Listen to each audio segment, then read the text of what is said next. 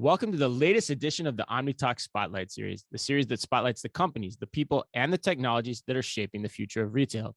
Or said another way, the podcast that focuses on tomorrow's companies today. I'm your host, Chris Walton. And I'm Ann Mazinga. And we are the founders of OmniTalk. And we are pleased to spotlight another one of the core technologies that is set to shape the future of retail. And I am talking about none other than visual AI. And so joining us to speak on that topic today and drop some knowledge on it for all you loyal OmniTalk listeners like it's hot is someone who, honestly, I've been asking or trying to get on this show, I think for 3 years now, and we finally landed him. And that is VSend's Chief Commercial Officer, Brendan O'Shaughnessy. Brendan, how are you? I'm very good, Chris. Great to see you again. Anne, good to see you again. Yeah, we're excited about this. Brendan, for those people who might not be familiar, let's set the table. Give us a little bit of background on VSend and what it is that you guys do. VSend are an AI product company that increase revenue for retailers around the world. We were founded in 2012, so we've been at the forefront of the development of visual AI as a service. And whilst our focus started out with visual search, which we refined over a number of years as sort of visual product search service, we now have a SaaS platform of AI services designed specifically for retail. And they now include visual product recommendations, product data tagging, product insights, as well as visual product search. So, our retail customers use our platform services to help their consumers find the right product faster, whether that be on mobile, desktop, mobile app, and even in store. And, when you get that right, consumers buy more from you. And, Right. That business impact is becoming clearer and clearer for retailers now. We're seeing tremendous growth in the business because, the ROI speaks for itself. There's a lot of terms that you used even in that opening there, visual search and things like that. And I think there's a lot of misnomers about what that all means from a catch-all perspective too. So, one of the reasons I've been hounding you guys to come on the show for the past 3 years is I feel like you're able to give a really good practical rundown of where visual AI is actually gaining mind share in the marketplace amongst retailers. And you started to tease it out a little bit there, but, and I got to draw attention to the audience to the mellifluous Irish accent that Brendan has too, as he's doing this, because I can't imagine anyone I'd rather listen to give a discourse on visual AI. But for your money, Brendan, as you strip it back, you said you've been in this business almost 10 years.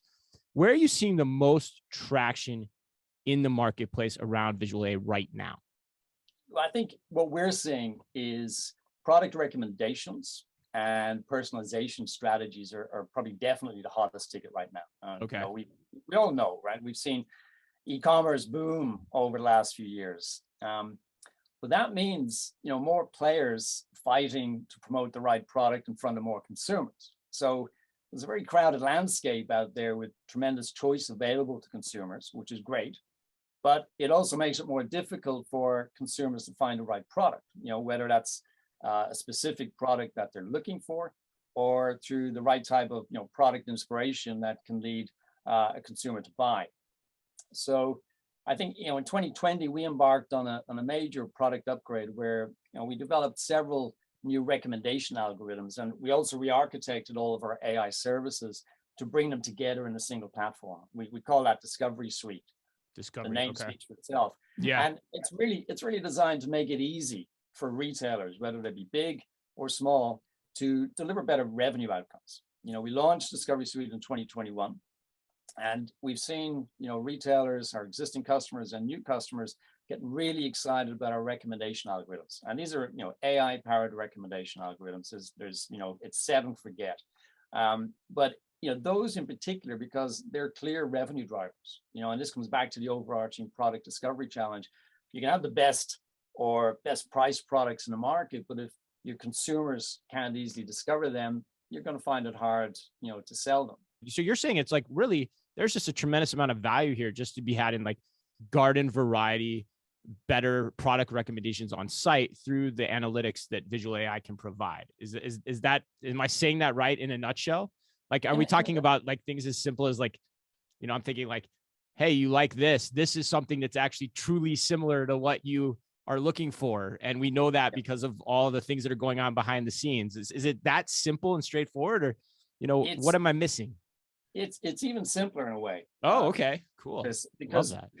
we're firmly of the belief that for many retailers, the best signal of intent from their consumers is what they're looking at right now. We put a great store and value of what people are looking at today on their PDP. So they click into PDP, it's a great signal, all right? It's a great intent signal. And our recommendation algorithms, because it's built on visual AI, we're not really caring about, who you are or what you might have bought before or what other people have bought. We're focused on what you're interested in right now. And you've given us that signal intent by clicking on that product. And our recommendation carousels sit on those PDPs, and our visually similar recommendation really is tied to the product that the customer is looking at. Now, like I said, this is all automated, fully AI driven, and we're able to use our visual AI engine to find the right products from the merchant's catalog to show similar products to the product the customer is interested in. And we find that works really, really well, and particularly in some use cases. But I'll give you an example. We worked with, we engaged with the Essilor Group in early 2021. And, we ran some recommendation experiments with one of their online brands called iBuyDirect. They service multiple markets. US is one of the big markets for them. And they wanted to test our visually similar recommendations against their existing recommendation engine. So, we worked with them. We worked with them to really find out what worked best, right? And we have several recommendation algorithms that our customers can choose from. Visually similar is just one of them. But it worked really, really well for iBuyDirect. It was a great success. They saw a 20% increase in click-through rate within the first month. Their order value increased by nearly 3%. And what we learned together was it was because our visually similar recommendations aligned strongly to how consumers buy eyewear. We tend to buy eyewear by frame shape. And a visually similar recommendation engine is designed to deliver great results for consumers who shop that way. When it comes to eyewear, it's really about finding, putting to the side those frame shapes that I'm not particularly interested in. Again, using the PDP is a great signal of intent. And that's a great example, I think, of how visually similar works really well. And we see that working well for apparel. We see it working well for furniture as well. I interviewed the CEO of iBuyDirect, Sunny Zhang, a while back for our Women's Collective podcast. But I think one of the most interesting things that she said that you just hit on, Brendan, is it's difficult, especially with a category where you're so used to having that in-person visual experience, to try that on in person. And when you have a catalog like they do of, thousands of brands, of own brands, of, Ray-Ban, of other private label brands, to really be able to refine and narrow that search. And I've used their platform to help select glasses, and it is so much simpler from the customer's perspective too, to really be able to, narrow that search and almost make it like you would an experience you'd have in store, where you're able to have somebody saying, yes, if you like this one, then this is probably the closest frame for you, or different colors and that kind of thing. Well, they even took it a step further. Saw a great result after the first month. We continue to work with them. We still work with them today. They're a great partner of ours. But they took it a step further, and rather than just focus on the carousel, on that PDP, they decided to say, let's not try to fit everything into that carousel. So if you go onto iBuyDirect today, you'll see probably 3 clicks to the right. You'll see a tile which says, click here for all similar. And when you click that, that brings you to a dedicated page, which only displays frames of similar shape. Right. And that's all automatically powered by VSense's AI recommendation engine. Brendan, what you just described is very different than the traditional visual search definition, right? Because the way I think about it is you're saying what's happening is triggered off the customer's interaction with the PDP.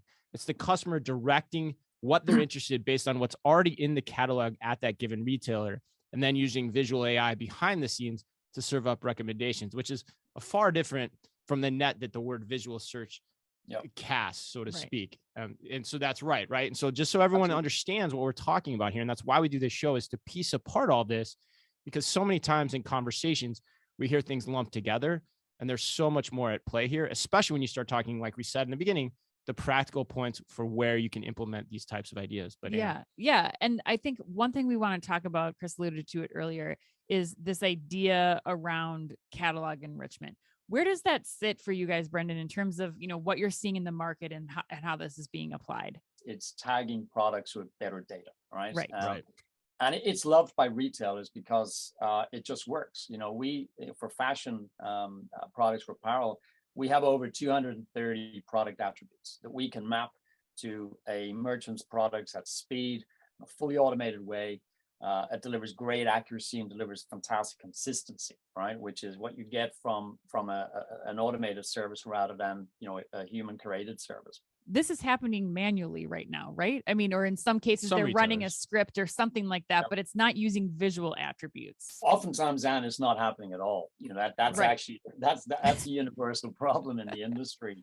Yeah. Every retailer is suffering from a lack of data, and it goes beyond the retailers. It actually then impacts other technology providers, other technology solutions that retailers use, whether it's personalization engines, Sure. whether it's text search engine. At the heart of visual search, what's behind visual search is what's called a vector search engine, all right? Mhm. And it's specific paradigm of technology, which visual search, it's a key pillar of visual search. But it also has other applications, and it's that ability for technology to understand, interpret an image and make sense of it, and then apply that in a way. And that's where our AI is developed, from visual search originally to recommendations, to Right. attribute tagging, etc. Because it is essentially our technology's ability to understand an image, whether it's an image you're searching for, whether it's an image you're looking at, so we can find similar images, Currently, or right. whether it's an image we can interpret and then create the attribute data that can best describe that image. And that's where our AI enrichment service, comes into its own. So like I said, it's a universal problem that all retailers suffer from. And it's that lack of accurate searchable data, right? And what we find is that retailers who use our service, they see an immediate improvement in their text search engine performance. Sure. It also helps their Right. search rankings. Mhm. Yeah, I mean, I thought about that when we were talking earlier. Like, you just think about what my search terms would be going into, an apparel site, yeah. long red dress versus, strapless long red dress, like all these things that visual Yeah. search can attribute that, if I was manually inputting this thing, I would never Right. think Yeah. of all of the possible things that everybody could search. Right. I'd say slinky red dress. You'd for say, example. yeah, Right, we you have all know, these all these terms. It's a that's how good I thing go. you're not searching Right. for red I dresses, know, because it I don't is. want to know what comes up when you search slinky No, red right, dress. right. That's true. Well, maybe.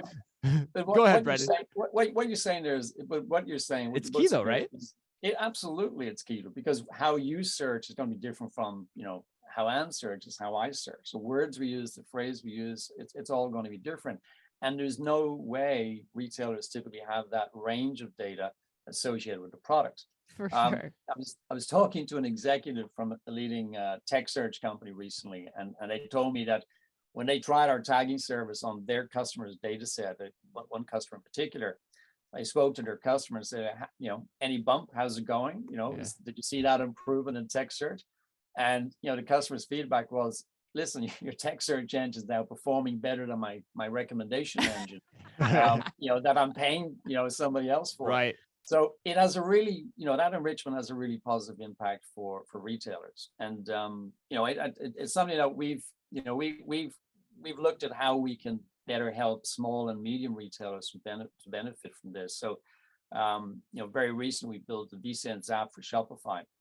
Oh. And we redesigned our tagging flow so that today a Shopify merchant can, in 3 simple clicks, ingest their product catalog from Shopify to our VSense Discovery Suite, auto tag it in minutes, and republish that back to Shopify. So Wow. that doesn't require any front-end code deployment. It doesn't Right. require any back-end integration effort, but they're going to see a great improvement in their search rankings, and their great improvement in the performance and accuracy of their on-site text search. And that's going to be a great service for many small and medium retailers, and very easy to execute. Which is a super important point too, because what we're talking about here is fairly easy to implement and execute, at least to get a trial going to see, how it works in comparison to what you're doing today, right? Like, I mean, that's what's so cool about what you guys are doing on the Shopify front too, and helping small businesses. Because having run e-commerce for Target at home, like you're right. All this stuff was, and you're right. We were putting all this in manually. Now this was 8 to 10 years ago. Imagine it's advanced somewhat, but for a lot of retailers, it probably hasn't, especially the small and medium-sized Right. guys. Like, so this is something that they can pretty much do with a pretty low lift. But my question for you, Brendan, going back to what we said before, because we asked you to start with, okay, where are you seeing the heat the most in the market? Why are product recommendations taking hold faster than, say, catalog enrichment? Because to me, it would actually feel like catalog enrichment would be the place to start. Like, I want the data on my site to be as accurate as possible. Why is that? Why do you think we're seeing that? Why is the market moving in that direction? I think it's I think it comes back to what I said earlier about it being a strong revenue driver, right? And I think people, easily attributable.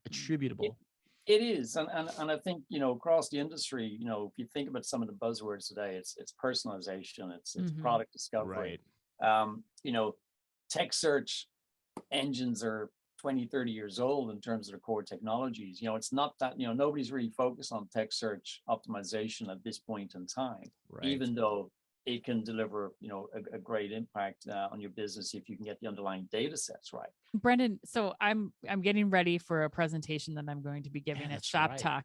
And one of the things that we're talking about is, future technologies in retail and how they can be applied today.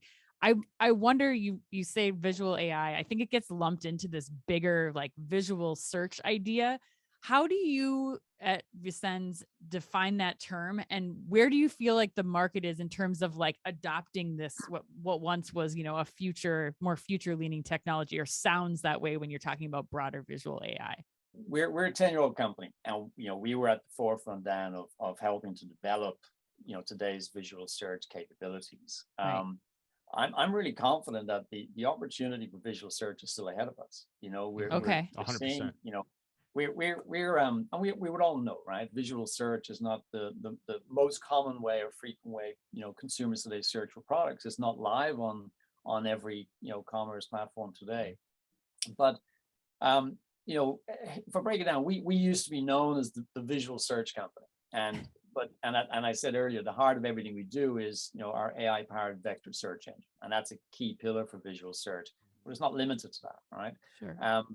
Our core technology can support more capabilities, and that's why we developed Discovery Suite with recommendations and enrichment, and we're also deeply invested in analytics and insights, because again, the ability to understand products better through analysis of the image associated with those products, or analysis of what customers are searching for, or how they're engaging and navigating to those products that they're buying. There's great value in being able to understand that, and visual AI really delivers a great capability there. But I think what we're seeing is an increased demand worldwide for those visual AI services, and I would include visual search in that, as well as what we've been talking about in terms of recommendations or tagging. And it's not because AI or visual AI is seen to be cool. There's a lot of buzzwords out there. We're all fighting for mind share, but it's because we're solving retailers' problems for them. And but visual search as a service itself, it's still very much in growth mode. In mobile first markets like India, and we've seen this in the East in particular, China has a lot of activity around visual search. We work with a major global sportswear brand. We work with several major global sportswear brands. And we see the amount of traffic they generate in China is significantly higher than the kind of behavior we see in the West, and that's I think a trend that we're seeing that is built up over time. But as we move west, we're seeing that evolve. But in mobile first markets like India, visual product search is now seen as a core capability for consumers. It's simply easier for more consumers there to find products that way, and I think that trend we're seeing, we've seen consistently in the East. We're seeing it move as we go west. We in Europe, we work with a major global fashion marketplace, and they've been working with us for a number of years. They've had visual search within their app. They don't have it on their desktop, so again, it's about finding the right spot for it and the right place for it. But what they've discovered and what they've learned over the last number of years is visual search, whilst it might be a smaller proportion of usage, it gets used, and that usage is growing. But importantly, it also converts better than browse behavior. right? So, the learnings are there. And what that tells retailers is, I have a valuable asset here. How do I get it more widely adopted, more widely used? So this retailer, this marketplace in particular, is redesigning their UI to make that more prominent and easier to use. Just last week we signed a 2-year deal with a major UK retailer for a recommendation service, right? Our AI recommendation services. But they're also about to launch our visual product search, and they're doing that because, as I said to us, they see it as something they should have. And I think that realization and the greater awareness of visual search and all things visual AI is increasing. We're seeing it increase year on year, and I think we're seeing that evidence now in the West as well. Yeah, so Brendan, that you brought up a lot of good points there, and one of the questions it raises for me is when you think about the landscape of retail, like, and you think about the big guys, like let's say at Google, like where in theory visual search feels like just like something that they should inherently just kind of own or be really good at or help facilitate to some degree. But the question I come back to is it really for them, or is it the way you're describing it almost feels like it's dependent upon the retailers and the brands to adopt this technology first to actually be able to serve up the right data in a platform like a Google. Is that true? Am I extrapolating that correctly from what you're saying, or how should the listeners think about that? How should I and Ann think about that question too? If you take Google are very good at visual search. They're as good as VSense. Right. But where VSense differentiate is we're very focused on visual product search. Right. And Google go very wide. I can use Google visual search to find out what plant is in my garden, what tree is in my garden. Okay. But what we focus on is designing visual search to work within a retail capacity. And that means high degree of accuracy and recognition for products, okay, across categories. And I think that's where we specialize. So we're almost like a vertical visual search engine or provider, whereas Google are a more horizontal provider. And what that means is for us, for retailers who use our solution, it's more of an out-of-the-box solution, all right? For somebody to adopt Google's visual search, it requires a lot of heavy lifting to train models, to develop, to integrate that, and to get it working to a level of accuracy and recall that makes it worthwhile and impactful. So I think we've had a great start working with with any new technology or emerging technology. It does tend to be the bigger players, and I'm talking about retailers and merchants here, who tend to adopt these first. They're the ones who have innovation teams. They're the ones who are looking to experiment and get ahead of the innovation curve, right? But over the last number of years, as we productize our core AI technology, now we're at a point where, as the market matures, we're now better able to support those mid-market and those SMB retailers to benefit in the same way as the Adidas's and the Gucci's and so on of this world. And I think that's really important in terms of broadening the presence of visual search and visual AI as a service, and educating and putting it in front of consumers, right? And I think that's probably where it's going to land. The retail space will be one key area where we'll see a greater adoption, a faster adoption of visual search and visual AI capabilities. And through that, consumers are going to become more familiar. I really do believe, and from the evidence we capture from our customer base, when consumers start using it, they keep using it, all right, because it works, and it works really, really well. So I think it's a bit of a chicken and an egg, which comes first. But I think for us, we're focused very much on the merchant marketplace, brand, retailer space, and driving adoption there, which in turn passes through to consumers. At the end of the day, I mean, it feels like the linchpin of this is still the catalog going back to the catalog enrichment discussion too. If you don't start there as a retailer specifically, because Google can't do that, or some search engine can't do that, you have to start with the quality of the data through that type of process to then enable the better conversion, and then to enable the visual search capabilities either on site or through your own brand or through another search platform too, right? I mean, that has to be the fundamental of where this starts. And that's, I mean, the more I'm thinking about it, that has to come back to the retailers of the brands. And you're saying that you expect to see some big activity heavily in the mid-market to that end here over the next few years. I absolutely think so. I think the opportunity for this is with any retailer. All right. And I mean that it works on big and smaller retailers. the challenge, I think, across the industry is that education, letting Right. retailers know that these services are available and affordable and easy to adopt. And I think that's really key. Yeah. What I mentioned about the Shopify integration we did, that was tagging in 3 steps, Mhm. right? Right. There's no code deployment. There's no integration heavy lift.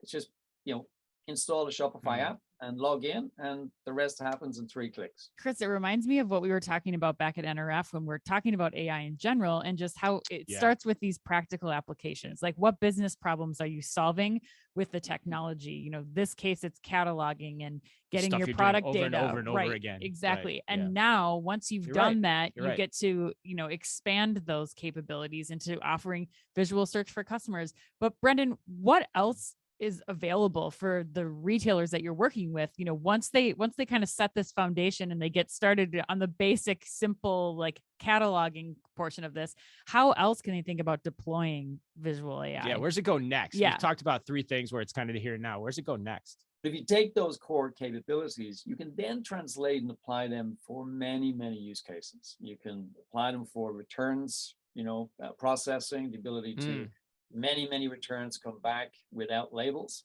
So the ability to recatalog and restock and Oh my God, that's distribute those amazing. Yeah, products that's true. Yeah.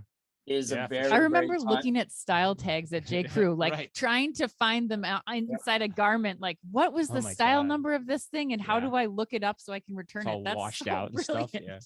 Yeah. Yeah. I mean, and that's it. It's if you can solve some of those problems, you remove pain points, right? You Yeah. increase efficiencies, and that's back in operation. So we work with a major luxury retailer who use our visual search capability for 2 non-consumer use cases. They use this for visual merchandising. Right. So our visual search capability is built into an iPad application that their merchandising staff use to take images of in-store displays. And our visual search is then used to identify the products on those shelves and make sure the right product is on the shelf as per the planogram. So it's a planogram of merchandising compliance process. Compliance tool. Yeah. But it also then delivers real-time in-store performance metrics, sales metrics. You can then begin to see how a display A performs against display B in 2 different stores in the same city, right? So great way to explore how visual search can solve a different type of problem. Other in-store use cases, same luxury brand uses for a clienteling app. Their store associates use visual search within an app that they carry on an iPhone in store to help deliver better customer experience and find price lookup for different products. Major sportswear brand use our visual search for product scanning and in-store product scanning, and that's a consumer use case. But it's not an online product search where you're uploading an image or using your camera to take an image. With this one, it's really exciting because it solves that problem when we all go in to buy shoes, where you're waiting to see whether that shoe on the wall is available in your size. You wait for an associate to come over and duck into the storeroom and come back to you 10 minutes later and say no, and you try again and again and again. And with our visual search, it's been incorporated into a consumer app that allows the consumer to walk into that sports store and just scan any sneaker on the wall. And we in real time identify that sneaker, recognize it with 99% accuracy, and we retrieve the product and size information. So you can see at a glance whether your size 9 or size 10 is in stock. Right. And you can just click a button on the phone which says, bring it to me, and an associate will bring it out onto the shop floor. Gosh. So much nicer. I've been waiting for that day, Ann, since we first theorized I about that capability, 10 years ago in our Ugh. previous job. But yeah, no, that's awesome to hear. It's fantastic. So I think there's some of the key use cases beyond the consumer ones. There's one which is very close to our heart here at VSense, something we're co-developing with one of our customers here in Singapore, actually. And that is solving a major problem for buyers and planners and merchandise, right? And that's knowing what to spend your budget on, what products to buy and why. And we're building what we call an assortment planning capability, which we're very, very excited about. And it's using AI to analyze past performance in terms of purchases. It's using our visual AI services to match products to trends, to identify which vendors are selling, which suppliers are selling which products, wrap all of that up and make purchasing recommendations to buyers and planners. And some of the benchmark testing we've been doing with one of our partners here is showing great outperformance against the current manual process. So it's a really innovative way to use visual AI technology in a way that's, again, a very impactful use case across the retail industry. Wow, I didn't think you were going to drop assortment planning there at the end. We're going to have you back and maybe dig into that one as that one gets going more. I mean, God, with our history of assortment planning tools throughout the years, going all the way back to Retech in the early 2000s, God, a lot of battle scars on that one. But God, yeah, we'll have to have you back and talk about that one, Brendan. Well, I love that conversation. I thought it was great. This is exact content I love to do because I thought we clicked into like a very common term, visual AI, visual search, gave you guys, hopefully the listeners, a very good framework for the different components of it, how to think about it. That's why we do what we do. Helps make us sharper. I learned a ton. I know, Anne, you probably did too. Absolutely. Brendan, if people want to continue this conversation with you, learn more about what it is you guys do, how you might be able to help them, what's the best way for them to do that? Look, check out our website, vsense.com. If you want to send an inquiry @vsense.com. You can reach us there. Check us out on LinkedIn. And you mentioned Shop Talk next month. Hopefully we'll see you guys there. And if anybody wants to, get in touch with us at Shop Talk, we'll be there in Las Vegas, and we look forward to it. Awesome. Well, thank you so much again for those watching and listening. That was Brendan O'Shaughnessy, vSense Chief Commercial Officer. Brendan, thanks so much for joining us today. It was a blast. Glad we got to do this after talking about it for 3 years. Chris, absolute pleasure. Love to chat some more, and really appreciate the time today. Thank you. Absolutely. To new beginnings for everyone. All right. Well, hey, that closes us up. Thanks as always for listening in to our conversation with Brendan today. On behalf of Anne, myself, and Brendan, as always, be careful out there.